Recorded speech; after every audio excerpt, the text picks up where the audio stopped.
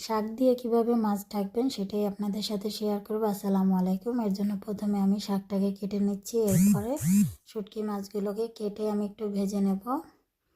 এবার চলে যাব মূল রান্নায়। আমি একটি কড়াইতে পরিমাণ মতো তেল দিয়ে এতে পেঁয়াজ কুচি, রসুন কুচি, কাঁচামরিচ কুচি দিয়ে 2 মিনিটের মতো ভেজে নিয়েছি। এবার দিয়ে দেব আমাদের মাছটা কিন্তু আমি মাঝখানে যে কাটা থাকে সেটি ফেলে দিয়েছি। এরপর এর মধ্যে দিয়ে দিব মরিচের গুঁড়ো হাফ চা চামচ, হলুদ গুঁড়ো হাফ চা চামচ, স্বাদ মতো লবণ, ধনে গুঁড়ো হাফ চা চামচ দিয়ে একটু নেড়ে চেড়ে ভালো করে মিশিয়ে নিয়ে এর মধ্যে দিয়ে দিব জিরা বাটা হাফ চা চামচ। আবারও একটু নেড়ে চেড়ে মিশিয়ে নিয়ে এর মধ্যে এখন আমি মাছটাকে শাক দিয়ে ঢেকে দিচ্ছি। দেখুন কি হয়েছে না। এরপর আমরা নেড়ে চেড়ে এভাবে রান্না করব প্রায় 10 থেকে 12 মিনিটের মতো।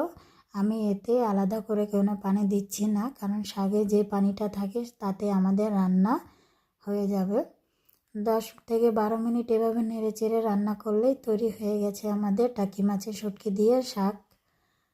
এই শাকটাকে আপনারা কে কী নামে জানেন অবশ্যই কমেন্টের মাধ্যমে জানাবেন। সবাই ভালো থাকবেন, সুস্থ থাকবেন। আসসালামু আলাইকুম।